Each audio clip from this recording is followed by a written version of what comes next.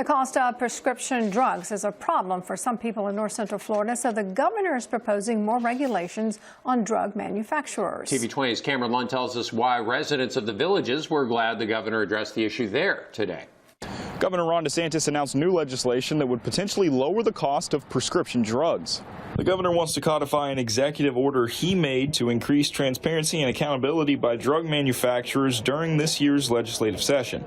He made the announcements while surrounded by several senior residents of the Villages. This whole medical industrial complex has all these different things that have built up, and a lot of that is imposing costs on American consumers that a lot of consumers in other countries don't have to pay with respect to prescription drugs. The governor is targeting pharmacy benefit managers, or PBMs.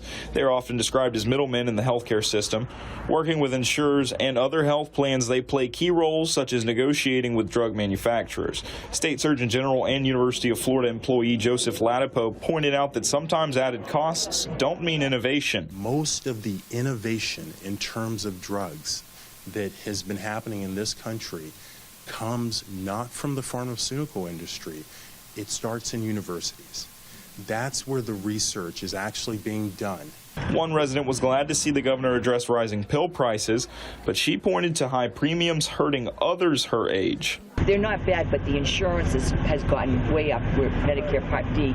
And as a nurse, I find that some people are not able to buy their medications and can't afford it. This topic will be one of hundreds proposed for the legislative session that starts in March. In the Villages, Cameron Lund, TV 20 News.